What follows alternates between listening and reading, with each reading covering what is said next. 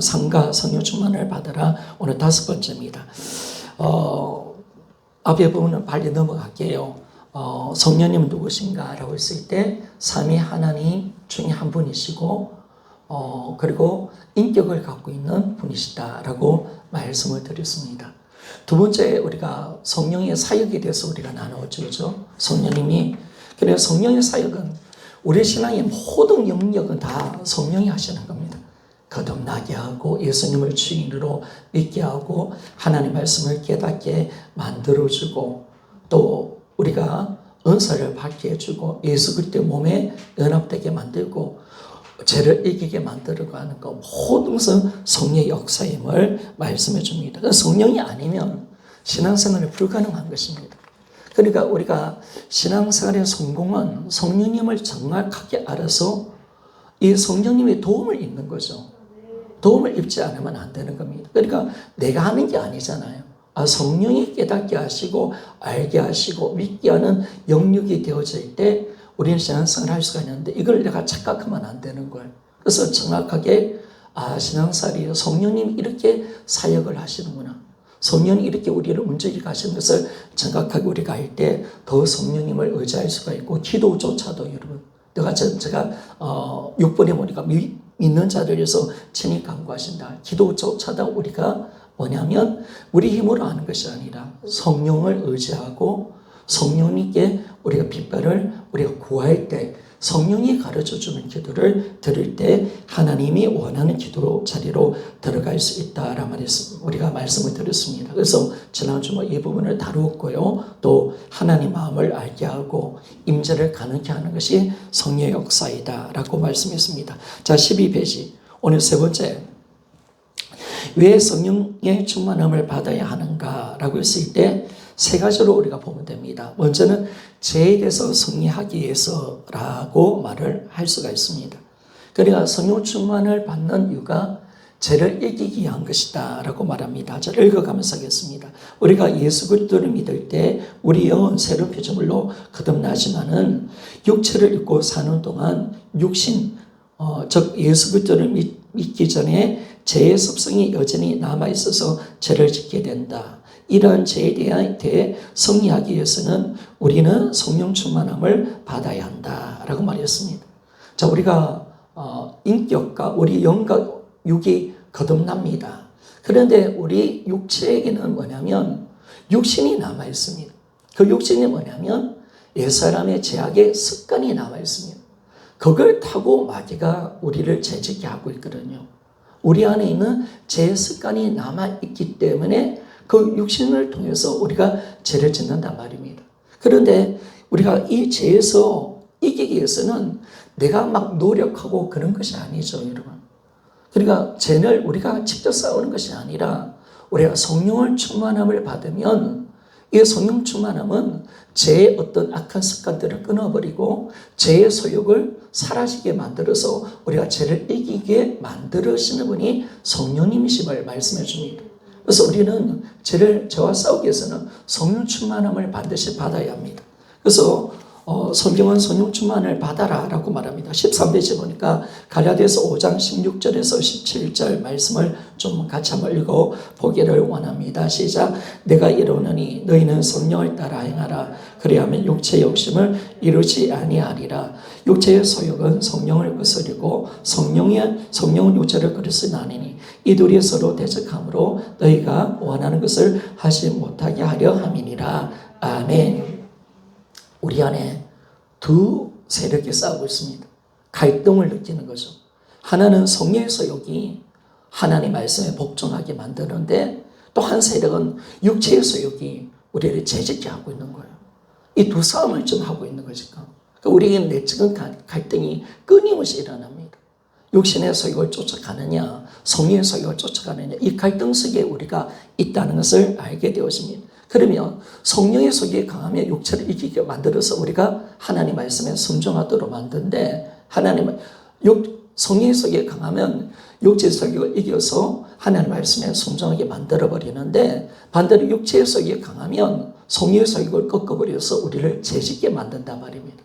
그러면 어떻게 하든 우리 성령의 충만을 받아서 성령을 따라가는 삶을 살아가기 위해서는 반드시 성령의 역사가 강해져야 된다는 겁니다. 근데 내가 죄를 짓는 이유는 뭐냐면 육체의 속이 강하기 때문에 내가 죄를 짓는 거예요. 그러면 죄에서 벗어날 수 있는 방법은 뭐냐? 성령의 충만함을 받아서 성령의 그 소원이 강해지는 겁니다. 강해지면 내 영을 성령이 사로잡기 때문에 우리 육체의 소욕을 이기고 하나님 말씀대로 살아가는 자의 삶을 살게 된다는 것입니다. 그래서 여러분들이 성령 역사가 약하면 죄를 함부로 져요. 그러니까 성령 충만함을 받는 것이 죄를 이기는 삶인 것을 말씀해 주고 있습니다. 그래서 우리는 성령 충만함을 날마다 받아야 됩니다. 성령은 항상 우리에게 불을 끓고요. 우리의 죄악 가운데서 우리가 살지 않도록 우리를 늘 깨워줍니다.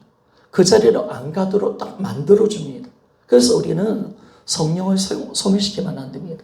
날마다 기도하여 성령 충만함을 받기 위해서 힘쓰며 살아가는 삶을 살아가야 된다는 것을 알게 되었습니다. 그래서 우리가 성령 충만을 받아야 됩니다. 성령이 우리 가운데 충만하게 역사하도록 여러분들이 이제 예배라든지 또 기도 가운데 성령의 강역사할 때가 있잖아요.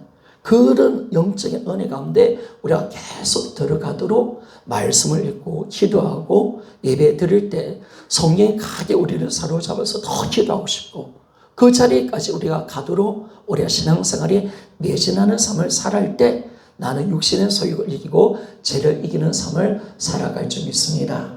그러니까 죄를 이기는 것은 성령 충만함으로 죄를 이기는 겁니다. 내 노력으로 되는 게 아니에요, 여러분.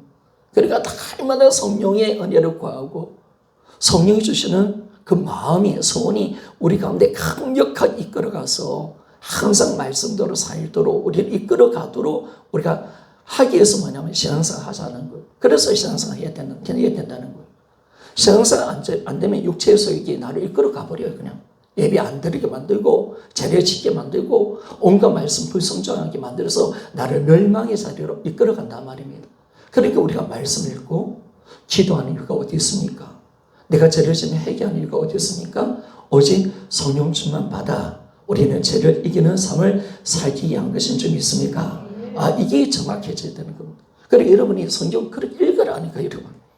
읽기 싫어도 읽어야 되고 읽기 싫어도 기도도 하기 싫어도 해야 되고 예배를 어느 때는 드리기 싫어도 드려야 되고 신앙의 습관화 만들어버리는 겁니다. 신앙을 철저하게 습관화 만들어버려야 되는 겁니다. 나에게 더 이상 기도에 대한 반감이 일어나지 않도록 성경이 일어나는데 반감이 일어나지 않도록 주일을 교회 오고 3일에 교회 오는데 전혀 나한테 그런 반감이 일어나지 않도록 습관화시켜버리는 겁니다. 전혀 습관화시켜버리면 이게 이기는 가는 겁니다. 그러니까 여러분들이 철저히 자기를 만들어내야 돼요. 그 싸움을 이기지 못하면 우리 신앙은 제대로 할 수 없습니다. 그러니까 여러분들이 세상 거 많이 보고 세상 사람 만나고 하나님을 떠나 있는 삶을 살면요 우리는 반드시 죄악으로 끌려갈 수밖에 없습니다. 그래서 신앙생활은 뭐냐면 말씀과 기도, 경건 생활을 통해서 성령 충만 받아 죄를 이기고 하나님의 말씀에 순종한 삶인 줄 믿습니까? 그래서 신앙생활이 필요하다는 걸 안 하면 안 되는 거죠, 여러분. 목사라고 성경 안 읽고 기도 안 하면 자빠지는 겁니다, 여러분. 자빠지는 겁니다. 항상 깨어 있어야 되고 이 땅이 어둠이잖아요, 여러분. 끊임없이 마귀는 가라지를 부르고 있습니다. 가만히 있어도 우리에게 악한 생각이 들어오는 거죠, 여러분.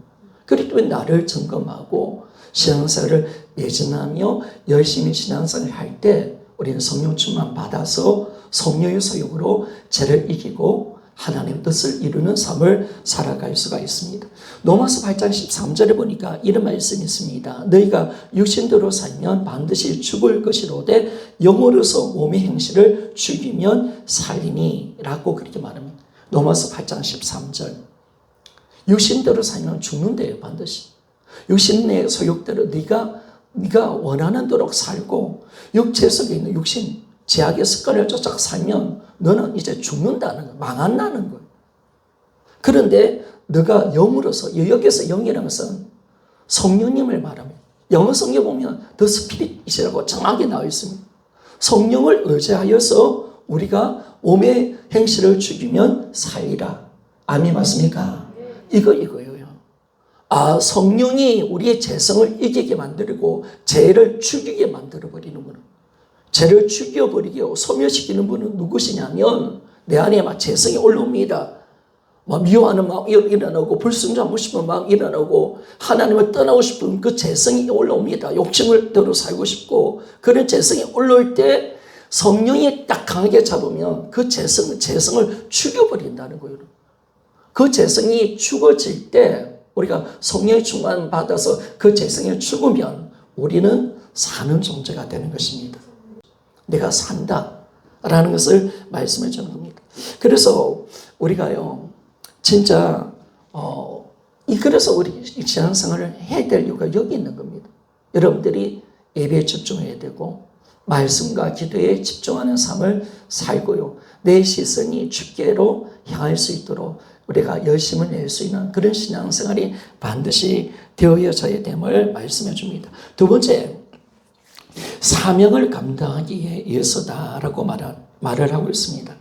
우리가 동일한 사람으로서 이 세상에 오신 성자 하나님께서도 그분의 사명을 감당하기 위해서는 성령의 충만함을 받으셔야만 했다. 누가복음 4장 18절 19절. 마찬가지로 악한 영이 지배하는 이 세상에서 우리가 예수 그리스도를 대신한 사신으로서 사명을 감당하기 위해서는 성령의 충만함을 받아야 한다라고 말씀을 하고 있습니다. 성자 하나님도 성령을 받고 난 뒤에, 충만함을 받고 난 뒤에 그분의 모든 사역을 감당할 수가 있었고 매일매일 삶 속에 성령의 충만함을 받도록 기도를 드렸습니다. 성령님이 일을 하지 않으면 예수님 일을 하지 않았습니다. 오직 인간으로 사셨기에 100% 성령 충만한 자리로 들어가셨고 그 성령의 능력으로 귀신을 쫓아내고요. 하나님 말씀을 전하고 병자를 고쳐낸 줄 믿습니까? 예수님도 그렇게 하신 겁니다. 예수님도 사람이기 때문에 능력이 와 있는 게 아니에요. 성령이 그분을 잡아야 돼. 성령의 충만함을 받고 성령의 인도함을 받고 성령의 가르침을 받아야 예수님이 모든 것을 할 수가 있는 거예요. 하나님이 원하는 완전한 사역을 이룰 수 있도록 성령이 역사하시는 거죠. 그러니까 예수님은 누구의 모델이냐? 우리 믿음의 모델인 줄 믿습니까? 신앙의 모델인 겁니다. 예수님은 철저히 육신으로 살았기 때문에 우리 신앙의 모델이 되는 겁니다. 예수님은 우리와 똑같은 몸을 갖고 계셨습니다. 연약함을 갖고 계셨습니다. 사람이셨습니다. 100% 사람이셨기에 이 땅에 하나님의 모든 사역을 이룰 때 그분은 정말 낮은 자의 모습으로 기도하시면서 철저히 성령에 묻고 성령 충만함으로 모든 것을 하신 줄 믿습니까? 이게 정확하게 노는 거예요. 정확하게. 그러면 우리는 어떤 자입니까? 우리가 예수 그리스도를 대신한 사신이지 않습니까? 그렇다면 우리는 어떤 일을 해야 됩니까? 예수님이 우리 모델이지 않습니까? 예수님이 인간으로 사셨기에 그분에게 능력이 없는 거죠, 여러분. 성령으로 의지해야 되죠. 성령을 철저히 의지해서 그분 인간으로 100% 사셨으니까. 그러니까 성령을 의지하면서 모든 일을 했던 것처럼 우리 또한 이제 사명을 감당하기 위해서는 철저히 성령께 기도하고 성령께 묻고 성령의 충만함을 받아야 그 사명을 감당할 수 있는 자리로 들어갈 수 있는 줄 믿습니다. 자, 사도행 10장 38절 말씀 한번 다 같이 한번 읽어보기를 원합니다. 시작. 하나님이 나사렛 예수에게 성령과 능력을 기름 붓도 하셨으며 그가 두루 다니시며 선한 일을 행하시고 마귀에게 눌린 모든 사람을 고치셨으니 이는 하나님이 함께 하셨습니다. 아멘. 성령과 능력을 기름 붓도 부으셨다는 겁니다. 그런데 그냥 붓는 게 아니죠, 여러분. 예수님이 기도하셨다는 거예요. 사모하셨다는 거예요. 성령 충만 받도록 그렇게 매달리셨다는 거예요. 그러니까 예수님이 지상 삶을 사실 때 얼마나 많이 기도한지 모릅니다. 자주 천례하셨고요. 급한 일이 있을 때는 정말 천례하셨습니다. 제자들 12제자를 세울 때 천례하셨습니다. 그리고 새벽을 깨워서 날마다 습관을 쫓아서 그분은 기도로 모든 것을 준비하신 겁니다. 그러니까 성령이 기름 붓듯이 능력으로 예수님께 오셨기에 그분은 하나님의 모든 사역을 다 감당할 수 있는 그런 사역으로 감당이 된 겁니다. 그런데 오늘 보니까 마귀에게 눌려 모든 삶을 고치셨으니 이는 하나님이 함께 하셨습니다. 이런 성령님은 하나님이신 줄 믿습니까? 아, 성령님은 하나님이십니다. 철저히 성령 하나님을 의지한 겁니다. 그러니까 성령을 의지한다는 것은 하나님과 함께 하는 겁니다. 그러니까 우리는 자신 있는 겁니다, 여러분. 성령 충만 받으면요, 하나님이, 성령이 하나님이시기 때문에 우리는 겁이 없는 줄 믿습니까? 성령 충만함을 받았을 때 가장 나타나는 특징이 뭐냐면 담대함입니다. 담대함. 성령 하나님이 딱 나의 가운데 함께 한다는 사실이 딱 되면요, 하나도 두렵지 않습니다. 무섭지가 않습니다. 그분이 나와 함께 한다는 사실을 딱 알고 그분이 나를 도와준다는 그 사실을 딱 알면요, 누구 앞에서 담대하게 복음을 전할 수 있습니다. 이 간신이 그분에게 옵니다. 그래서 여러분들이 이걸 꿈꾸셔야 됩니다. 그러니까 여러분이 지금 이 자리에 있는 것을 만족하는 것이 아니라 우리 신앙의 모델이신 예수님까지 제자들이 사도행전의 삶 속에서 그 성령 충만 받아서 사역을 했던 것처럼 우리의 삶 속에 이 성령 역사가 일어나도록 우리가 간구하며 우리가 소원하는 자가 되어서 성령 충만을 받는 자리로 들어가 사명을 감당하기를 소원합니다. 그러니까 여러분 어느 때 안 되면 저는 목회자니까 자주 경험합니다. 여러분 안 입고 오면 목회자 되십시오. 진짜 사역을 하다 보면 성령이 잡아주면요, 다 됩니다. 성령 역사가 얼마나 강력하다는 거 압니다.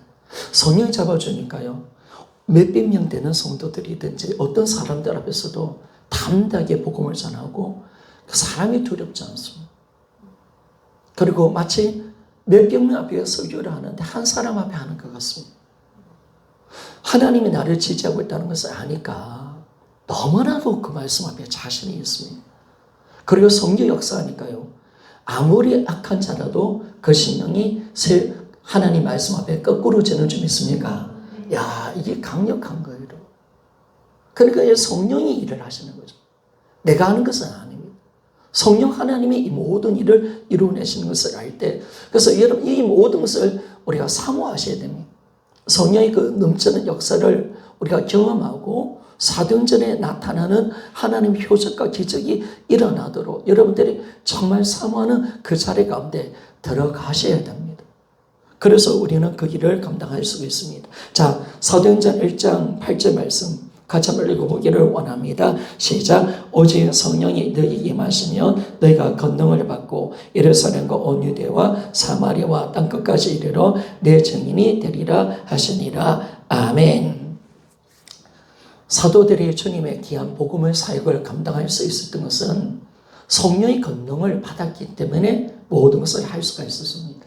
사실은 사도들에게 복음을 전하는 이 시점 앞에 환경은 진짜 어려운 환경이었습니다. 왜냐하면 예수님을 죽였던 때였기 때문에 복음을 전하면 자기들은 죽습니다. 그런데도 이 죽음을 능가하면서 하나님께서 주시신 이 사명을 감당한다는 것은 보통 능력이 오지 않으면 안 되는 겁니다. 그런데 성령이 오니까요, 뭐가 가장 하시니 오느냐, 그분이 함께 한다는 사실이 오니까 복음을 담대하게 전할 수 있는 능력이 임하는 점 있습니까? 이게 나타납니다. 담대해집니다. 자신이 있습니다. 그리고 여러분들이 하나님 말씀은요, 내가 자신 있게 선포될 때 영혼이 꼬꾸라지는 점 있습니까? 이게 놀라운 거거든요. 성령이 함께하면 자신이 있어요. 담대해져요. 이 말씀 앞에 영혼이 꼬꾸라진다는 거 알아요. 근데 우리가 왜 불안하냐? 왜 자신이 없느냐? 성령의 역사가 없다는 걸 아니까 우리가 두려운 거예요. 그래서 우리가 멀리서 기도해야 됩니까? 성령의 역사가 올 때까지 기도하기를 소원합니다. 그래서 제자들이 뭘 기도했으면 예수님 성 하늘나라 가고 난데 10일 동안 오순절 그날 동안 마가다라방에서 전심전력하면서 그들이 정말 성령 충만함을 받았거든요. 그때 성령 충만이 딱 오니까 뭐냐면 제자들이 완전히 달라져 버리는 거예요. 그러니까 제자들이 대단한 것이 아니라 성령이 역사하는 점 있습니까? 그러니까 바울은 항상 예배소 교인들이라든지 기도를 부탁할 때 어떻게 기도를 부탁하냐면 내가 담대하게 말씀을 전할 수 있도록 너희들이 기도해달라. 어떻게 성령의 건동을 받고 담대하게 복음을 전할 수 있도록. 아멘 맞습니까? 이런 복음을 전하는 데 있어서 가장 장애가 뭐냐면 두려운 겁니다. 저 사람이 복음을 들으면 안 믿을 건데, 그리고 힘들게 할 건데, 그리고 어느 때는 대적할 건데, 그리고 우리가 믿지 않는 사람들이 복음을 전하고 강박한 사람들이 복음을 전하면 우리가 두렵잖아요. 그런데 성령의 역사가 일어나니까요, 이 일을 모든 것을 할 수 있는 자가 되는 것입니다. 이런 고린도 교회에 갔을 때 바울이 1년 6개월 동안 복음을 전했는데, 고린도 교회가 보통 사람들이 아니죠. 헬라 사람들이니까. 그러니까 바울이 심히 두려워서 떨었다 그러는. 바울이 그 지역에 가니까 두려워서 복음을 못 전한 거. 이방인이죠. 그들은 똑똑한 사람이고 어쩌면 복음을 전한다고 죽일 수도 있는 그런 환경이었습니다. 그런데 바울이 누구를 의지하느냐? 성령을 정말 의지하는 줄 믿습니까? 아니 그들은 복음 예수 예자도 못 들어봤던 사람들인데, 그런 이 복음이 여러분 생각해보세요. 예수 예자도 모르고 헬라 사람입니다. 유대인이라는 또 몰라. 헬라 사람이 복음을 전하는데, 야, 이 말이 들려질까? 깨달아질까? 이 말씀을 전할 때 이들이 어떻게 반응할까? 얼마나 두렵겠습니까, 여러분? 그러니까 바울이 이 사도행전 보면 고린도 지역에서 복음 전할 때 정말 두려웠다는 겁니다. 심히 두려웠다라고 말하고 살고 있습니다. 그래서 그가 철저히 뭘 의지했냐면요, 성령이 나타남과 능력을 의지한 줄 믿습니까? 그 능력이 임하니까 그 말씀 앞에 꼬꾸라지는 역사가 일어나는 거예요. 그래서 우리가요, 성령의 능력을 받아야 하나님께서 주시는 성령의 사역을, 하나님 원하시는 복음의 사역을 감당할 수 있는 줄 믿습니까? 그러니까 여러분들이 기도를 많이 하셔야 됩니다. 우리 교회가 정말 기도 많이 해야 됩니다. 하나님의 그 역사가 나타날 수 있도록. 그리고 우리 가족들에게 복음을 전할 때 그 때를 만들어 달라고, 하나님 때를 만들어 달라고 기도를 많이 하면요, 그 때 가운데 성령의 역사는 좀 있습니까? 하나님 반드시 역사하십니다. 하나님은 놀랍게 때를 만들어내십니다. 그리고 그 성령의 때는요, 여러분도 경험하셨을 겁니다. 성령이 딱 잡아주면 그 사람이 필요한 말씀을 어떻게 전해야 될지를 다 알아요. 그리고 복음을 전하다 보면 어떻게 내가 이런 말을 할 수 있을까? 어떻게 이런 지혜로 이 사람들에게 합당한 복음을 전할 수 있을까? 깜짝 놀랍니다. 왜냐하면 내 지혜가 아닙니다. 성령의 지혜인 줄 믿습니까? 이게 성령의 지혜입니다. 그러니까 성령이 임하면요, 성령이 임하지 않으면, 영혼이 떠오면 어떻게 이 부활을 풀어낼지를 모르겠는, 어떻게 이 말씀을 전해야 될지. 목사님한테 들은 건 있는데, 부활 말씀을 아는데, 복음은 아는데, 이게 어떻게 사람에게 접근하고 어떻게 풀어낼지. 고양이가요, 소 대가리를 보면 어떻게 됩니까? 고양이가 소 대가리에 삶은 소 대가리를 보면 못 끊어 싶은데, 소 대가리가 너무 크니까 어떻게 먹을지를 몰라가지고 야옹야옹 한다는 거예요. 그런 것처럼 우리가 하나님의 말씀을 아는데 복음은 안단 말이에요. 부활의 문제를 알고 증거인 줄 알아요. 예수님이 주님인 줄 알아요. 그래 딱 안 믿는 사람에게 복음 전하니까 말이 안 나오는 거예요. 어떻게 만져야 될지는 모르는 거예요. 고양이가 소다리를 보면서 뺑글뺑글 도면서 뭘 먹어야 될지 몰라고 나중에 가버립니다, 여러분. 그런 일들이 일어난단 말이에요, 여러분. 그런데 성령의 역사하면요, 하나님의 말씀이 하나하나 풀어내는 그 하나님의 지혜가 임해서 그들에게 가장 합당한 말씀을 전하게 하여 주시는 줄 믿습니까? 그러니까 그런 거예요, 여러분. 저도 영혼을 붙여주면 성령 충만하지 못하면 어떻게 말을 할지는 모르겠어. 그런데 내가 하는 것이 아니라 성령을 의지하면요, 하나님께서 역사하는 줄 믿습니까? 이 놀라운 겁니다, 여러분. 이것은 뭐냐면 우리가 내 지식과 내 지혜가 아니라 성령으로 말씀을 전하면 하나님께서 일을 하시는 줄 믿습니까? 그러니까 제가 설교를 맬 때가 언제냐면요, 내가 내 방법으로 설교 노트를 다 적어가지고 내 방법으로 하면 성령님 안 기뻐하십니다. 근데 하나님이 딱 잡아주셔가지고 하나님 원고에 매이지 않고 하나님께서 여시면요, 하나님 희한한 방법으로 말씀을 풀어내시는 줄 믿습니까? 성령을 의지하라는 말이에요. 성령. 네가 하는 게 아니라는 거예요. 너는 철저하게 기도하라는 거예요.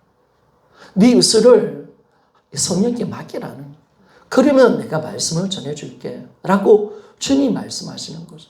그래서 우리가요, 참 이 성령을 의지하는 훈련들을 많이 하셔야 됩니다.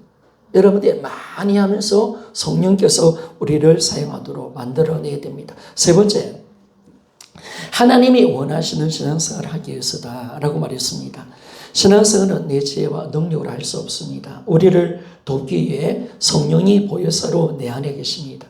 그리스도 안에서 새로운 피조물인 하나님 자녀로 하나님의 기뻐하시는 삶을 살기 위해서는 성령의 인도와 도우심이 절대적이다 라고 말했습니다. 여러분, 우리가 새로운 피조물입니다. 그러면 우리가 구약과 다른 신앙의 승리자가 될 수가 있고, 하나님 원하시는 신앙을 할 수 있는 것은 새 언약의 백성인 우리에게 성령이 오신 줄 믿습니까? 성령이 오셔서 우리의 마음에 오신 겁니다. 구약과 신약의 백성들의 차이는 다른 데 있는 것이 아닙니다. 새 언약의 백성들은 성령이 내 안에 내주에 있다는 겁니다. 보혜사 성령이 내 안에 오셔서 우리가 예수 그리스도를 진짜 의지하고 믿을 수 있도록 만들어주고, 우리가 하나님의 말씀을 그대로 실천할 수 있도록 만들어내시는 이 성령이 내 안에 와 있다는 것이 구약과 신약의 차이죠. 그래서 구약은 성령이 오지 않으니까 신앙이 실패자로 끝마칩니다. 그러나 신약의 우리는요, 성령이 왔기 때문에 신앙생활은 승리자가 되는 줄 믿습니까? 그러니까 이 성령을 얼마나 의지하느냐.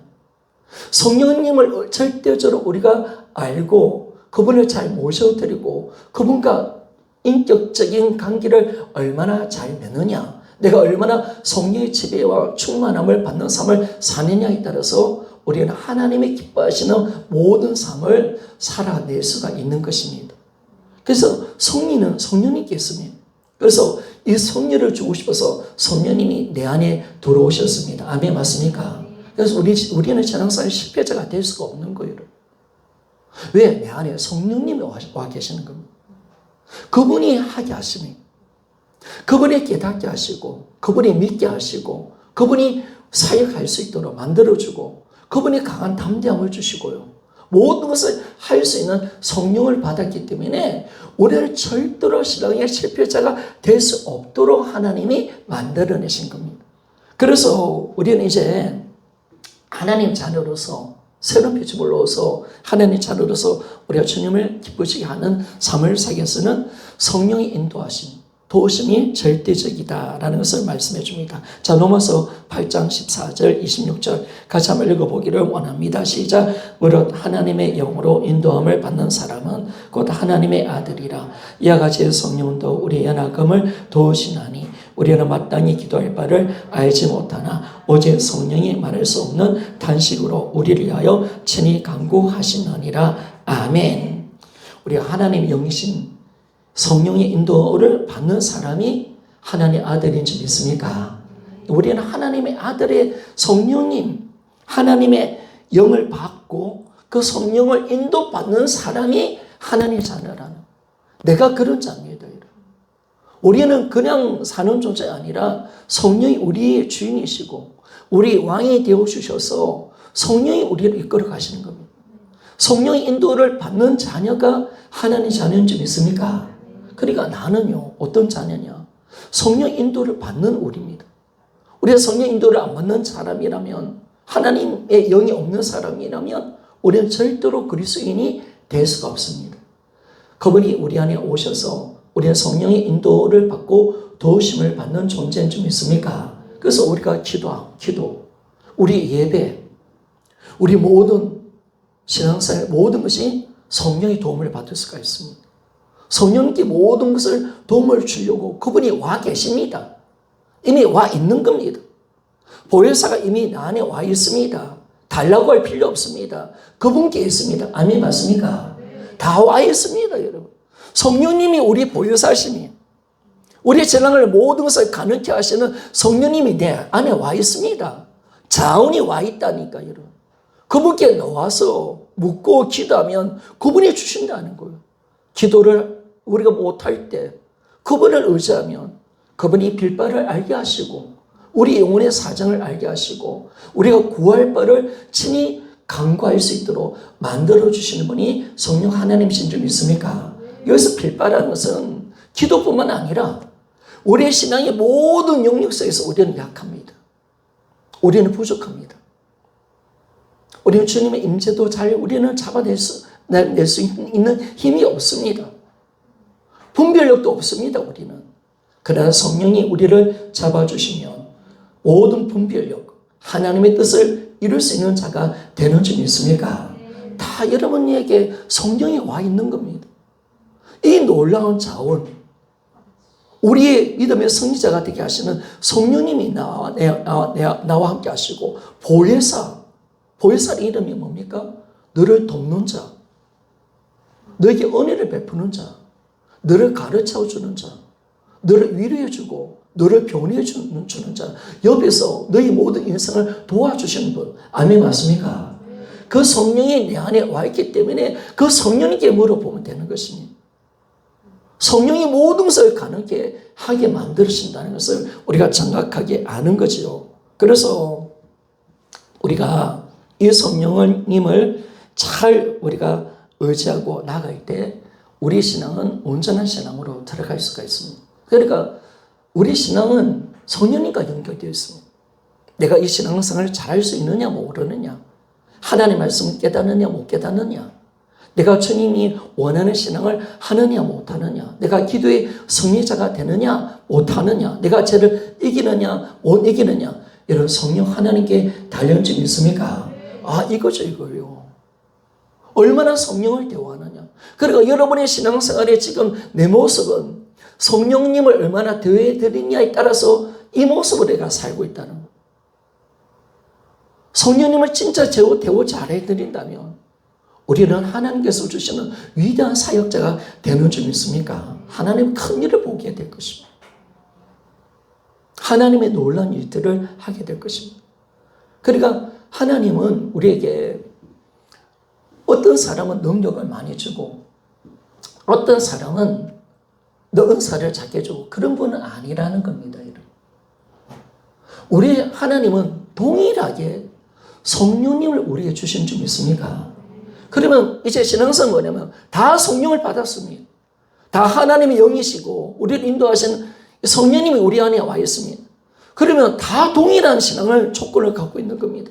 그러면 이제는 어떤 신앙으로 들어가 있느냐? 얼마나 누가 기도 많이 하고 누가 성령을 의지하고 누가 성령 충만함을 받느냐에 따라서 내 신앙은 결정되는 줄 믿습니까? 이게 딱 내 신앙의 결정권이 여기 있는 겁니다. 한마디 말해서 내가 신앙생활을 얼마나 잘하느냐, 내가 얼마나 말씀을 많이 읽고 내가 얼마나 기도하고 내가 얼마나 더 죄를 안 짓고 그 성령의 은혜 가운데 사느냐에 따라서 내 신앙은 결정되는 줄 믿습니까? 이거죠, 이거요. 여기에 결정이 나는 겁니다. 그래서 여러분들이 경건 생활을 잘해야 됩니다. 믿음 생활을 정말 잘하셔야 되고 성령님의 음성을 잘 듣고요, 순종하는 삶을 여러분 사는 여러분이 되시기를 소원합니다. 그래서 자꾸 순종해 드리는 거, 자꾸 순종해 드리고 그러면 하나님 더 우리에게 감동을 안 주는 이유는 자꾸 불순종하니까 감동을 안 주는 거예요. 그러니까 우리가 성령의 감동과 끊어지면 안 되잖아요. 순종 잘해드리고 그럴 때마다 성령이 우리 가운데 역사가 일어나는 겁니다. 그리고 네 번째, 오늘 이 말씀을 전하고 마칠게요. 성령 충만함을 받으려면 어떻게 해야 되는지를 좀 봅시다. 13페이지 오른쪽 편입니다. 예수 그리스도를 믿고 거듭난 모든 사람에게는 성령께서 내주하신다. 그러나 성령께서 내주하시는 것과 성령의 충만함을 받는 것은 다르다. 여러분 분명히 성령님이 우리 안에 예수 믿을 때 제사함을 주고 성령을 우리에게 주시는 줄 믿습니까? 이게 딱 그럴 겁니다. 우리가 예수 피로 정결해지고 구원을 얻을 때 하나님께서 제3을 얻는 구원을 주실 때 성령을 우리에게 주시는 겁니다. 그러니까 우리는 예수 믿는 사람은 다 누구냐? 성령을 다 받은 자입니다. 아멘 맞습니까? 그 성령은 떠나지 않습니다. 아멘이죠? 우리 안에 내주에 계십니다. 우리 안에 반드시 내주에 계십니다. 나를 떠나지 않습니다. 새 언약은요, 하나님 영원한 언약이기 때문에 우리가 죄를 져도 성령 떠나지 않습니다. 우리를 버리지 않습니다. 우리 안에 늘 함께 하시는 분이 성령 하나님이십니다. 그런데 이 내주와 충만은 다르다는 거예요. 내주와. 자, 성령 충만하는 것은 뭐냐면 우리 전 인격이 성령께 지배를 받는 상태를 말한다. 이게 중요한 겁니다, 여러분. 성령 충만은요, 능력 충만 이게 아니에요, 여러분. 내가 성령이 느끼고 이게 아니라 성령 충만은 성령이 나의 전 인격을 지배하는 상태예요. 완전히 성령이 나를 다스리는 상태가 성령 충만임을 말씀해 줍니다. 그리고 우리가 성령 충만을 받는다는 것은 성령께 완전히 굴복되어서 그분의 완전한 통치와 지배를 받는 상태. 그분이 나의 모든 인격과 나의 모든 삶을 장악하고 내 생각과 마음과 내 이술까지라도 장악되어 있는 상태. 아멘 맞습니까? 이게 성령 충만한 상태입니다. 성령이 완전히 나를 장악해서 성령과 내가 하나가 되는 겁니다. 완전히 나를 지배하는 상태. 그것이 성령 충만함인 것을 말씀해 줍니다. 자, 그런데, 계속 읽으면서 나갑시다. 이 말은 성령께서도 내주하셔도 우리의 전능력이 이분께 지배를 받지 않을 수도 있다는 것입니다. 문제는 성령이 우리가 내주해도 내가 그분을 거부하면 성령은 우리를 지배하지 않습니다. 우리가 그분을 인정해드리고 그분의 통치 앞에 굴복되어질 때 성령은 나를 지배하십니다. 그래서 우리가 내주하여도 우리가 성령 충만 받지 않는 상태일 수도 있다는 겁니다. 이분이 나를 지배하지 않은 상태의 삶으로 살아갈 수 있다는 겁니다. 그러나 분명히 하나님께서 성령 충만은요, 선택이 아닙니다. 하나님의 명령입니다. 제가 읽겠습니다. 그러나 성령 충만을 받는 것은 우리가 선택할 수 있는 것이 아니라 반드시 받아야만 하는 하나님의 명령입니다. 또한 이것은 일회적인 것이 아니라 지속적으로 받아야 하는 것입니다. 아멘 맞습니까? 자, 이것은요, 선택이 아닙니다, 여러분. 성령 충만을 받는 것은 하나님이 받아도 된다, 안 받아도 된다 이렇게 말하지 않습니다. 성령 충만을 받아라라고 말합니다. 절대적인 하나님의 명령입니다. 우리는 반드시 이 자리로 가야 합니다. 그리고 영역뿐 아니라 이것은 일회적인 것이 아닙니다.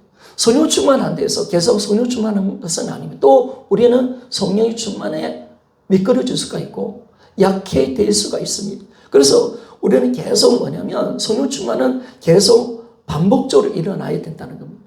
계속 지속적으로 우리가 구하며 나가야 된다는 겁니다.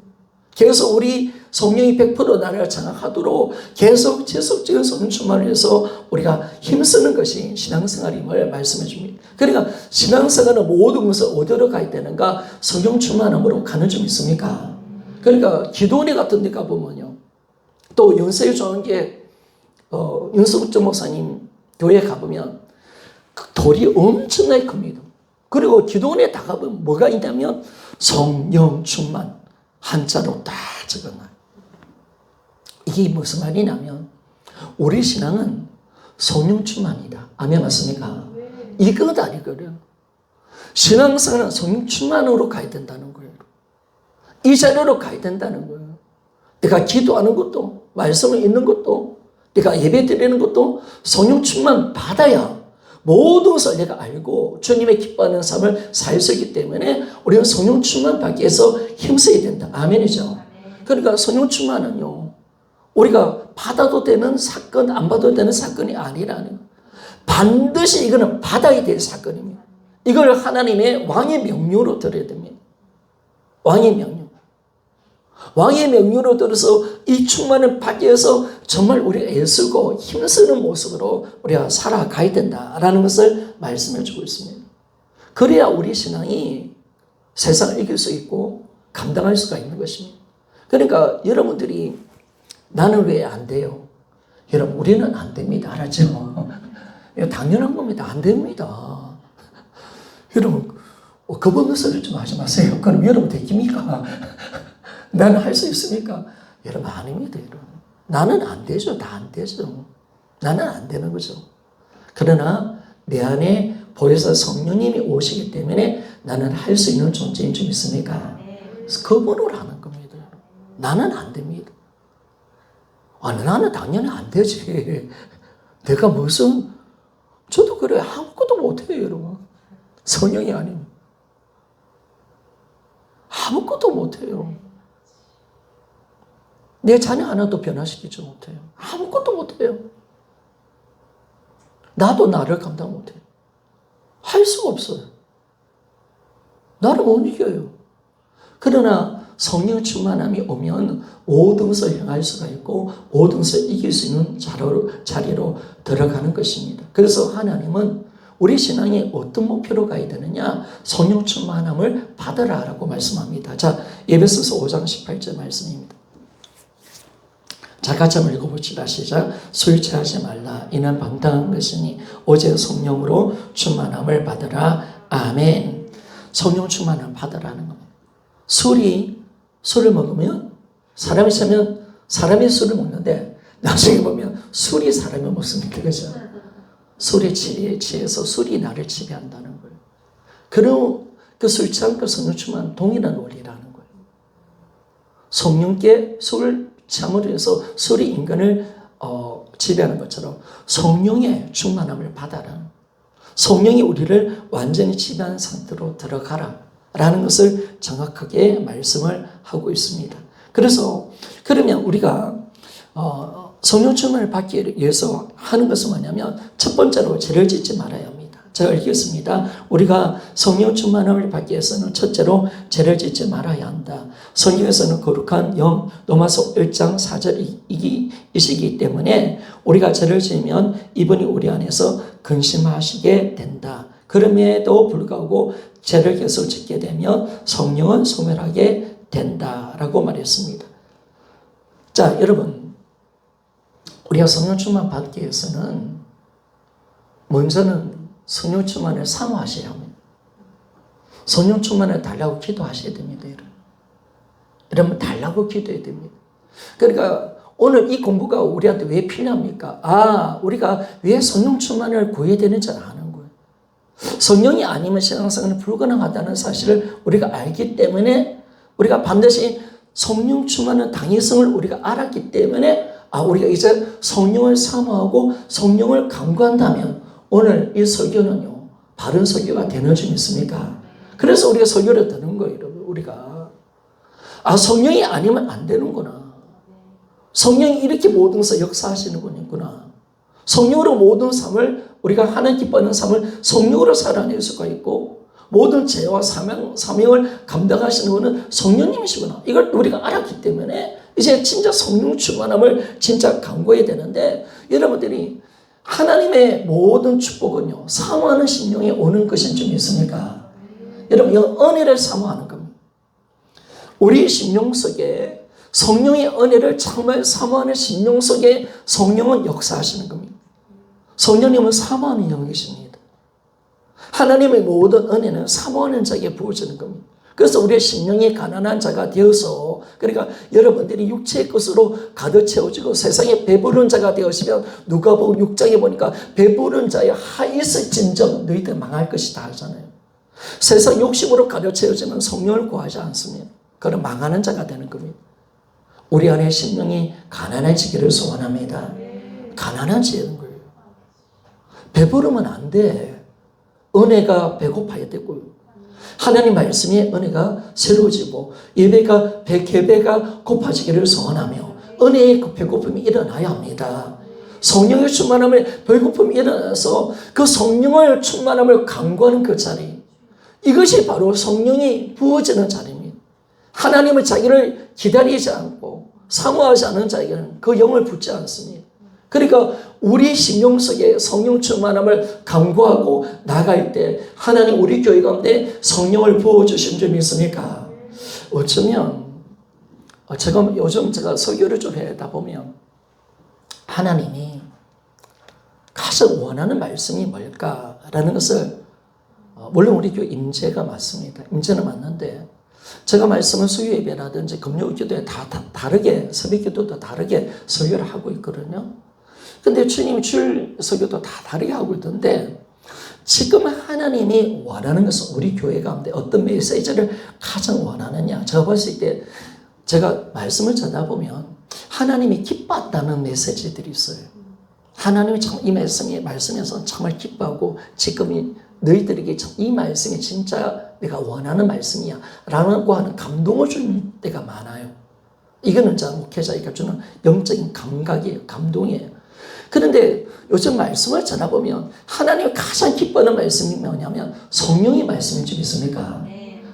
성령 충만에 대해서 그렇게 말씀 전하는 기뻐하시는 거예요. 왜 그러냐? 여러분 우리가 지금 성령 충만함을 받을 때인 줄 믿습니까? 이거예요. 하나님이 정말 우리 각자에게 성령 충만 받기를 원하시는구나. 성령을 붓기를 원하시는구나.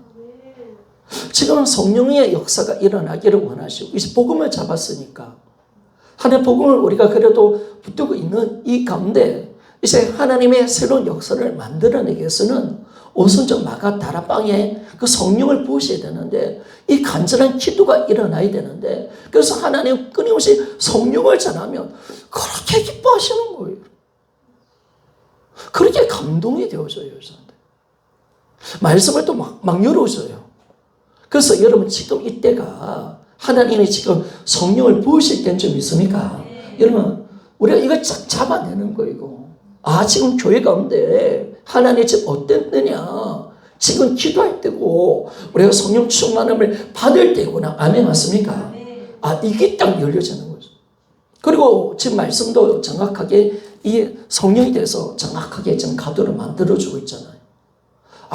그럴 때 우리가 진짜 사모하는 심령, 여러분들이 절대적으로 성령님을 사모하는 심령. 그러니까 여러분 오순절 마가다락방에 성령 오기 전까지 120명의 성도들이 10일 동안 어떻게 기도했느냐. 성경 보니까 일심으로 전심으로 대해서 기도했다라고 말씀을 했습니다. 예수님 어머니와 아우들과 함께 모든 제자들과 120명의 성도들이 전심으로 기도했다. 이 말씀을 하고 있거든요. 전심은 뭡니까 여러분? 정말 생명권 등지고 기도했다는 거예요. 성령이 오지 않으면 우리는 아무것도 하지 않겠다. 목숨 걸고 그들이 성령을 정말 사모하는 그 10일의 기도 가운데 하늘문이 열린 줄 믿습니까? 그렇더라고요. 강력하게 하늘문이 여는 거죠 여러분. 여러분 사실은 부흥의 역사는요. 하나님의 성령을 때리 부을 때는 한 사람에게 때리 붓지 않습니다. 부흥은 절대로 한 사람을 통해서 일어나지 않았습니다. 함께 기도하는 그 자리 가운데 일어났습니다. 우리나라도 1907년도 장대인 교회에서 부흥이 언제 일어난지 아십니까요? 몇백 명, 몇천 명들이 모여서 그 추운 1월 중순부터 1월 14일부터죠. 21일 동안 14일인가 21일 동안 그 참 새벽 기도 그 기도의 시간 속에 그들이 전심으로 부르짖었거든요. 여러분 하시면서 부르짖을 때 평양의 그 장대교회 하늘문이 열린 겁니다. 여러분 그때 여러분 평양에 있었던 선교사님들이 어떤 글들을 보면요. 한국의 장대교회에 지금 오순절 성경이 나오는 초대기 역사가 그대로 일어나고 있습니다. 그렇게 적어놨어요.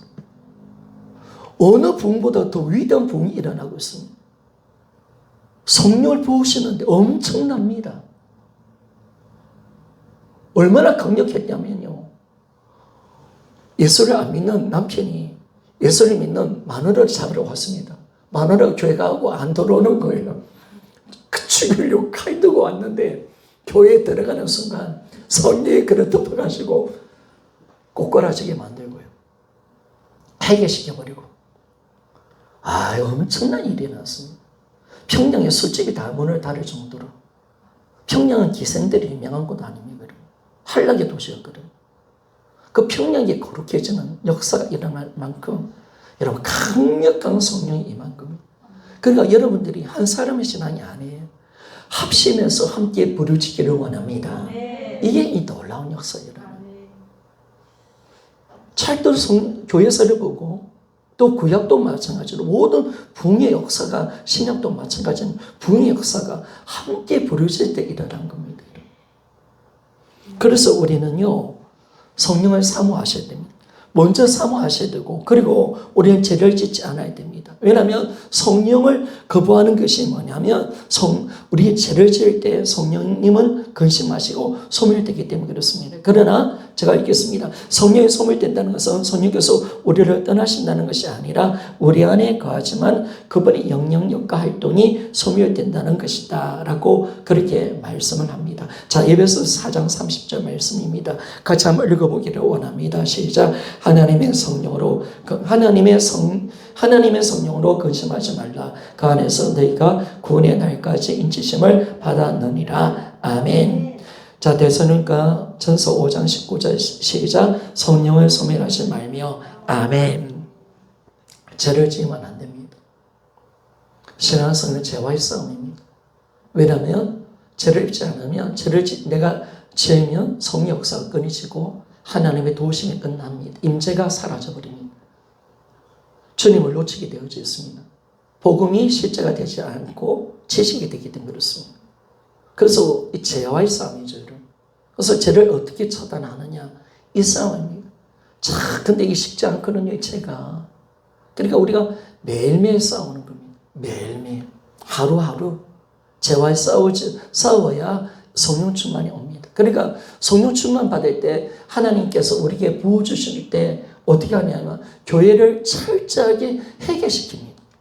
해결을 통해서 성령을 부으시는 줄 믿습니까? 그러니까 여러분들이 저도 마찬가지로 또 여러분들도 뭐냐면 깨끗해야 합니다. 여러분 깨끗하지 않으면 성령은 우리를 가운데 충만하게 역사할 수 없는 줄 믿습니까? 그리고 교회가 깨끗한 곳에 임하는 겁니다. 우리가 회개하면 회개할수록 성령은 또 우리를 장악하십니다. 우리 예배 가운데 성령의 은혜를 더 충만하게 임하게 하는 줄 믿습니까? 이게 놀라운 거거든요. 우리는 한 몸이고 한 예배를 드리는 겁니다. 한 공동체를 보십니다. 그럼 우리가 죄를 벗어버리고 회개하며 나갈 때마다 거룩하게 질 때마다 하나님의 임재 강도가 달라지는 거죠. 그 임재 실제가 달라지는 거예요. 성령 역사가 달라지는 거예요. 그래서 여러분이나 나나 죄를 안 짓도록 해야 됩니다. 왜냐하면 우리 교회 가운데 예배 가운데 성령 역사를 약화시키게 하는 것이 우리 죄거든요. 죄 가운데는 성령 역사하지 않으니까. 그래서 철저히 회개하는 거죠. 회개해야 주님이 마음껏 말씀하시고 자신의 임재를 드러내시고 우리를 치료하고 고쳐내시고 우리를 회복시켜가는 놀라운 역사를 만들어내는 줄 믿습니까? 그러니까 마귀는 어떻게든 우리를 죄짓게 합니다. 어떻게든 공동체를 더럽히게 만듭니다. 그러니까 여러분 사도행전 5장에 딱 보면 이제 초대교회가 든든하게 세워져 가는 그 시점 가운데 아나니아와 삽비라 지하에 놓잖아요. 딱 보니까 팔았던 바나바가 인정을 받으니까 이 아나니아와 삽비라 부부가 야 바나바만 인정받으니까 시비가 일어나는 거예요. 야 우리도 인정받자. 밭을 받았습니다. 그런데 아무도 안 받습니다. 아무도 안 받어요. 그런데 얼마나 감추고 이 밭을 받았다고 이야기를 한 겁니다. 성령을 속이는 거죠. 그때 성령이 딱 간섭하셔서 베드로를 통해서 그 죄를 지적하고 그 두 사람을 척사시켜버리잖아요. 왜냐하면 그때는 이제 초대교회 태동하는 때 아닙니까? 그때이기 때문에 이들의 죄를 통해서 지금 초대교회가 무너지면 복음이 다 무너지는 거예요. 성령이 강하게 역사하는 그때. 그래서 그 죄를 딱 벗어버리고 교회가 딱 신앙을 지키고 죄를 이겼을 때 6장부터 엄청난 교회 부흥이 일어나는 줄 믿습니까? 와, 이런 부흥이 역사 강력하게 일어나는 거예요. 그러니까 우리가 정말 죄를 지켜줘야 됩니다.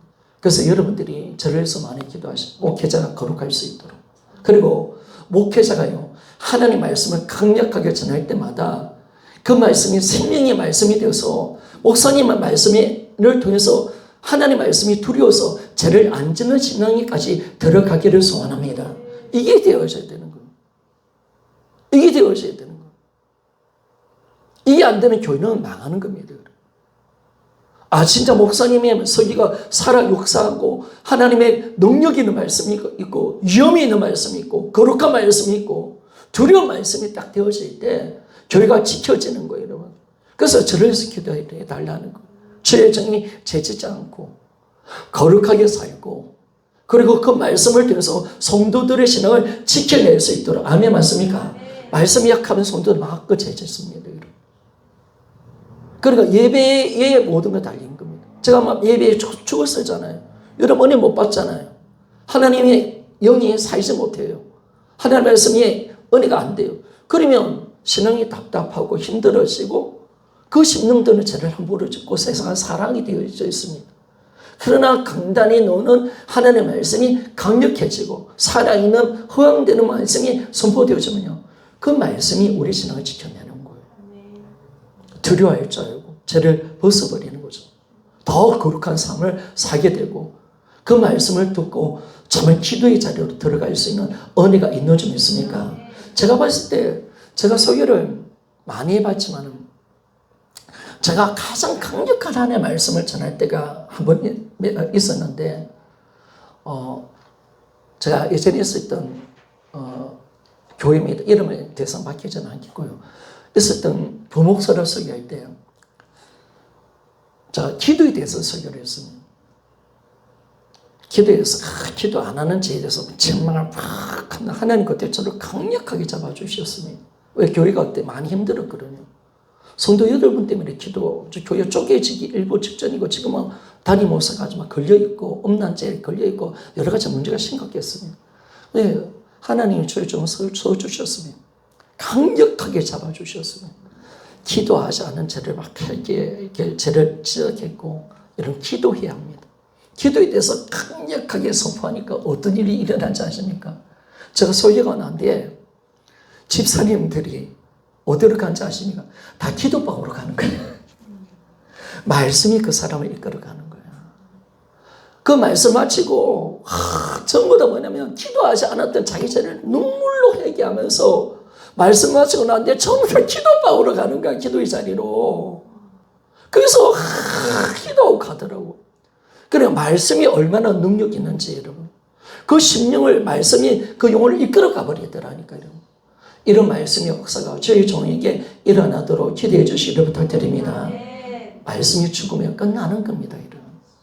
그러니까 여러분들이 살려고 하려고 싶다면 저를 위해서 어떻게 하든 기도하셔야 됩니다. 저의 말씀을 가지고 어떻게 기도하셔야 됩니다. 그러지 않는다면 교회는 망하는 겁니다.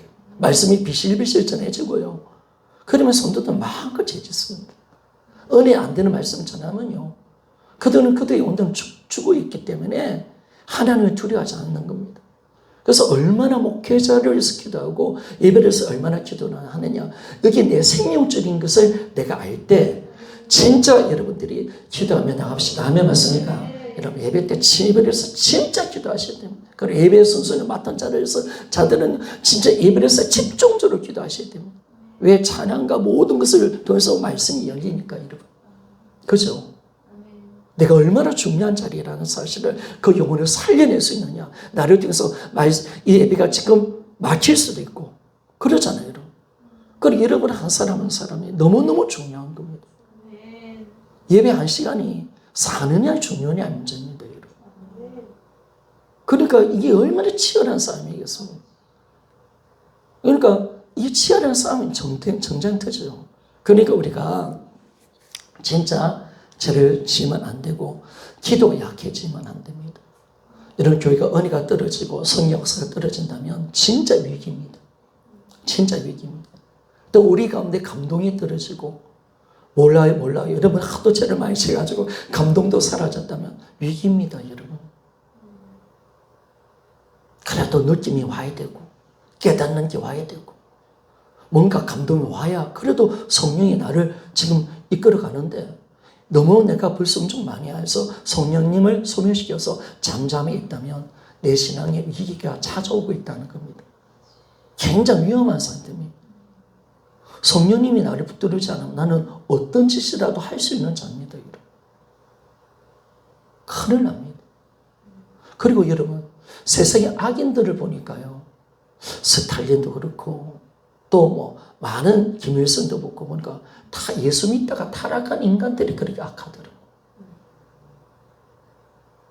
예수 믿고 나한테 타락한 사람 진짜 악한 자가 됩니다. 거의 대부분요, 악한 독재자, 악한 사람들을 다 보면요, 다 예수 믿다 타락한 사람들이에요. 무섭습니다, 여러분. 그리고 우리가 정신을 진짜 똑바로 차리는 거죠. 자, 두 번째. 우리가 성령 충만을 받기 위해서는 두 번째로 그리스도의 말씀이 내 안에 내 속에 풍성히 거하도록 해야 한다. 에베소서 5장과 고린도서 3장에는 각각 성령 충만과 말씀의 풍성히 거하는 것에 대해서 말씀하시고 있는데 이 두 가지는 같은 결과를 가져온다. 즉 성령 충만과 말씀의 풍성이 거하는 것은 동일하다는 것이다. 그러므로 우리가 성령께 지배를 받기 위해서는 그리스도의 말씀이 내 속에 풍성히 거하도록 해야 한다. 아멘. 여러분, 성령 충만과 하나님 말씀이 내 마음에 풍성히 거하는 것은 동일한 것입니다. 아멘, 맞습니까? 여러분, 동일한 것. 따라합시다. 성령 충만은 말씀 충만이다. 여러분, 반드시 이렇게 가야 합니다. 그러니까 여러분들은 마음에 뭘 채워야 되느냐? 성령 충만은 말씀 충만이기 때문에 말씀을 계속 풍성하게 내 심령 속에 채워가야 된다는 거예요. 그게 바로 성령 충만의 삶의 모습이라는 거예요. 그래서 우리가 성령 충만을 받기 위해 성령님은 그냥 우리를 지배하는 게 아니죠. 그냥 우리를 지배하는 게 아니라 예수 그리스도의 말씀이 충만하게 임할 때 성령은 우리 그 말씀을 통해서 우리를 지배하는 줄 믿습니까? 이게 동일한 거예요, 여러분. 그래서 성령 충만은 말씀 충만입니다. 여러분들이 말씀을 챙겨놓고 성령 충만 받는다 생각하지 말아야 됩니다. 성령님은 하나님의 말씀을 통해서 우리를 지배하시기 때문에 말씀을 많이 채우고 말씀을 많이 듣고 내 심령 속에 말씀을 많이 채워가야 됩니다. 그러니까 여러분이 말씀 뺏기면 안 됩니다. 말씀 뺏기면. 은혜 시큰사업 받아가지고 부부싸움 하지 맙시다. 아멘이니까. 아멘이 맞습니까? 이러면 다 날아가는 겁니다. 큰일 납니다. 왜냐면 여러분 우리가 그러잖아요. 부흥하면 안 돼. 목사님들이 강조하잖아요. 대학 마귀가 기다리고 있다. 은혜 이빨 받고 지금 뭔가 내가 풍성합니다. 내 영이 풍성해가지고 가득 차 있습니다. 말씀 충만, 진짜 충만합니다. 이거 진짜 영적인 이 배부름, 만족, 기쁨, 정말 세상을 이길 수 있는 믿음, 막 충만하셔, 충만. 봉해하면. 근데 뭐냐면, 이 박사기를 이제 막 열심히 회개하고 말씀 많이 들으면 그 충만하겠죠, 그죠? 안 충만 안 하는 사람이 이상한 거예요. 충만하죠. 그런데 이제 뭐냐면 대항마귀가 딱 기다리고 있는 거예요. 대항마귀가 다 은혜 빼앗기라고 다 대항마귀가 쑤시 놓는 거예요. 부부끼리 싸우게 만들고 영역 걱정을 만들어내고 막 서로 분노하면 이게 충만함이 확 빠져버립니다. 말씀이 다 날아가 버리는 거예요. 그러면 안 된다는 거예요. 그래서 우리가 항상 말씀이 내 안에 거하도록 잘 하셔야 돼요. 그러니까 여러분이 간증을 듣는 거 정말 중요한 겁니다. 말씀을 집중하고 말씀을 또 되새겨가는 겁니다. 여러분 소는요 위장이 몇 개인지 아십니까? 여러분 왜 소가요 이 뭐 정구주라든지 풀을 먹어도 소는 이렇게 200kg, 300kg 되는 몸무게를 지탱할 수 있는지 아십니까? 소가 고기 먹는 것도 아니죠. 왜 그럴까요, 여러분? 소는 풀을 먹어도 우리 인간은 풀을 먹고 정구주 같은 걸 먹으면 소화가 10%, 20%밖에 빠지 못합니다. 근데 소는 위장이 내가 알기는 4개인 줄 압니다. 4개니까 씹었다 넣었다가 다시 되새김질하고 또 넣었다가 또 넣었다가 씹었다가 또 넣었다가 계속 되새김질을 합니다. 그래서 그 풀에 있는 영양분을 100% 빼냅니다. 그러니까 그 소가 지탱이 되는 겁니다. 풀만 먹어도 그 소는 힘이 있는 겁니다. 중요한 것은 여러분, 말씀을 많이 듣는 것도 중요하지만은요, 그보다 더 중요한 것은 되새김질. 계속 되새김질해야 됩니다. 소가 이 풀의 영양분을 100% 먹듯이 우리는 먹으면요 포도고기나 똥으로 다 빠져나오잖아요. 그러니까 사람은 위장이 하나밖에 없기 때문에 소화력이 거기 감당이 안 되는 거예요. 근데 소는 위장이 많기 때문에 계속 소는 대세경제를 한단 말이에요. 그래서 그 풀의 그 영양분을 다 먹기 때문에 그게 감당이 되는 거예요. 그리고 여러분 말씀을 들었다고 여러분 그 말씀 다 내게 됩니까? 또 읽어야 되고요. 또 설교 말씀을 한번 듣는 게 아니라 또 대성입질하고 계속 대성입질하는 거죠. 시편을 보면요. 하나님 말씀을 읽을 때 엎줄이며 읽는다. 이게 계속 엎줄인다 이 말은요. 시편 1편도 보면 우리가 하나님 말씀 주야로 묵상한다 이 말씀은 엎줄인다는 거예요. 계속 말씀을 계속 동일하게 반복적으로 시불시불 거린다는 거예요. 계속 또 읽고 또 읽고 또 읽고 또 이렇게 한다는 거예요. 그럴 때 그 말씀이 주야로 내가 하나님 말씀 묵상하는 거예요. 이거 안 하면요 안 돼요. 그러니까 계속 여러분들이 말씀을 많이 여러분이 대세경질하는 묵상하는 시간이 반드시 필요합니다. 그 말씀을 한번 흘러보내지 말고 그 귀한 말씀 하나님께서 주시는 말씀이 있다면 계속 반복해서 듣고요. 또 내 그 말씀을 다시 묵상하고 그리고 여러분 계속 내가 그 말씀을 자꾸 먹을 수 있도록 계속 묵상하면서 그 말씀이 진짜 내 말씀이 되도록 만들어가는 작업이 우리 심령 속에 반드시 필요하다는 겁니다. 이걸 하셔야 돼요, 여러분. 이거 안 하고 그냥 말씀을 흘려버리면 안 된다는 거예요. 계속 먹어야 돼요. 그래서 여러분들이 간증을 적는 시간이 그 시간입니다. 자, 에베소서 5장 18절에서 20절 고려서서 읽고 마치겠습니다. 자, 에베소서 5장 18절에서 20절 같이 읽어보기를 원합니다. 시작. 술 취하지 말라. 이런 방탕한 것이니 오직 성령으로 충만함을 받아라. 시와 찬송과 신랄한 노래들을 서로 화답하며 너희 마음으로 주께 노래하며 찬송하며 범사의 우리 주 예수 그리스도의 이름으로 항상 아버지 하나님께 감사하며. 자, 에베소서 5장 18절에 보니까 성령 충만 받으면 19절에 보니까 시와 찬송과 신랄한 노래로 서로 화답하며 두 번째로 보니까 너희의 마음으로 주께 노래하며 찬송한다라고 말했고 세 번째 범사에 예수 이름으로 하나님 아버지께 감사한다라는 말이 있죠. 그죠? 그런데 이 에베소서 말씀과 고린도서 말씀은 같은 바울이 적었는데 형제 서신이라고 합니다. 사실 에베소서와 이 고린도서는 거의 비슷합니다. 비슷한 내용이 너무 많아요.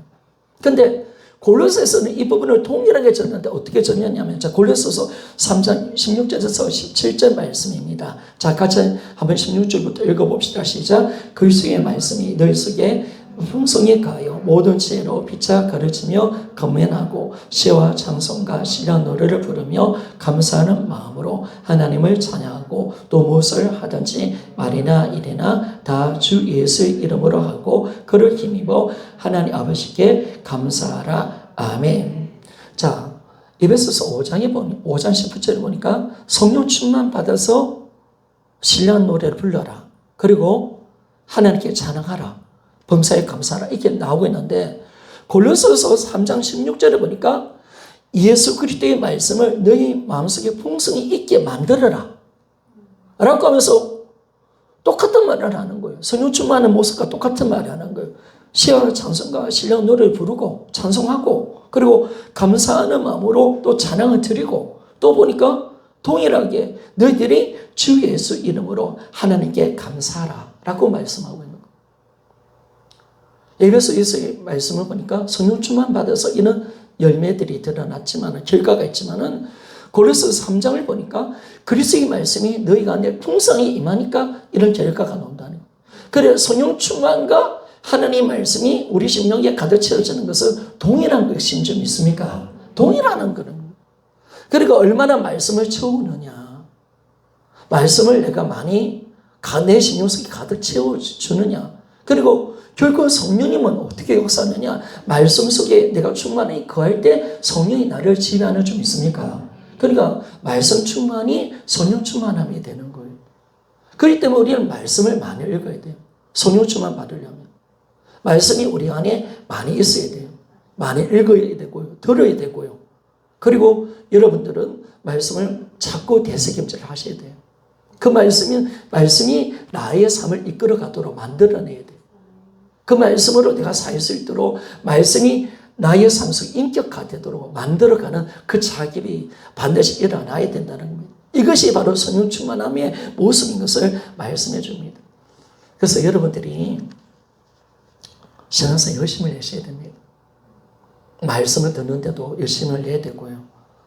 그리고 참을 예배 열심히 되고 말씀 읽기에 열심히 되고 그런 마음들이 일어날 때 그 모습이 바로 성령 충만한 모습으로 드러나서 우리가 정말 신령 노래 부르고 하나님을 정말 감사함으로 찬양하고 모든 것을 감사함으로 예수 이름으로 감사하여 서로 피차 복종하는 삶을 살아가는 그런 성령 충만한 삶의 모습으로 드러나게 되어져 있습니다. 그래서 이 삶을 하나님 우리에게 요구를 하고 있습니다. 그래서 이렇게 가야 된다라는 것을 우리에게 오늘 말씀을 하고 있습니다. 말씀을 이제 믿겠습니다. 여러분, 우리가 왜 성령 충만 받아야 되느냐? 정말 우리 죄를 이기고 사명 감당하고 뿐만 아니라 하나님 기뻐하는 신앙생활을 하는 겁니다. 성령 충만 받지 않으면 우리는 아무것도 할 수 없다는 사실을 항상 인정하십시오. 새로운 피조물에 주어진 가장 큰 축복은 보혜사 성령님이 내 안에 와 계신다. 이걸 우리가 정확하게 아는 거죠. 신앙생활 이분이 하게 하시는 거다. 이걸 우리가 정확하게 알아서 어떻게 성령 충만 받아야 되느냐? 사모한 심령으로 죄를 벗어버리고 우리가 이제 뭐냐면 말씀의 충만함을 받는 삶. 우리가 이것이 바로 성령 충만한 삶인 것을 우리가 알아서 여기 있는 우리 모두가 먼저 성령 충만 자리에 들어가서 넘치는 하나님의 놀라운 역사를 경험하며 우리 교회 또 부흥의 씨앗이 꼭 되어지기를 주의 이름으로 부탁을 드리겠습니다.